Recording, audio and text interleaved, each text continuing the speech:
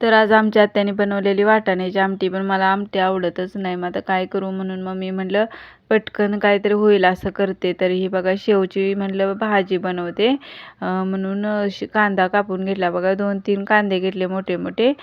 तेल गरम झाल्यानंतर त्याच्यात थोडासा कढीपत्ता टाकला आणि कांदा एकदम लालसर होईपर्यंत परतायचा. ही भाजी की नाही आपल्याला जर आपण कधीही जास्त न सामान टाकता करू शकतोय. मग नंतर एकदम लालसर कांदा झाल्यानंतर त्याच्यात लाल तिखट, हळद, गरम मसाला आणि मीठ टाकलं आणि एकदम छानपैकी बघा परतून घेतलं. आत्ताच वास मस्त यायला लागलाय, कारण मी रानातून आले आणि मला भूक खूप लागल्या. असं वाटतंय कधीचं जेवण असं झालंय. आणि नंतर एकदम उकळी येऊन द्यायची आणि उकळी आल्यानंतर मग त्याच्यात फरसाण टाकायचं. म्हणजे जाड जाड कांड्या साईडला काढलेत मी आणि त्या टाकलेत त्याच्यात बघा.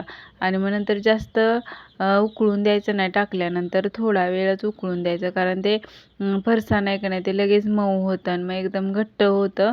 मग थोडंसं असं 2 मिनटंच उकळून द्यायचं. मस्तपैकी बघा झालं आहे. 2 मिनटं उकळलं का नाही की सगळा फरसाण एकदम छान मऊ होतं असा. आणि बघा भाजी एकदम झणझणीत होते आणि एकदम भूक लागलेली असेल तर आणि अशी भाजी, चपाती, कांदा आणि लिंबू काय विचारूच नका, असा बेत होता आजचा.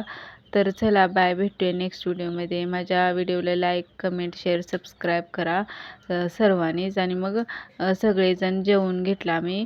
मुलं पण आमच्याबरोबर होती आज. तर बाय.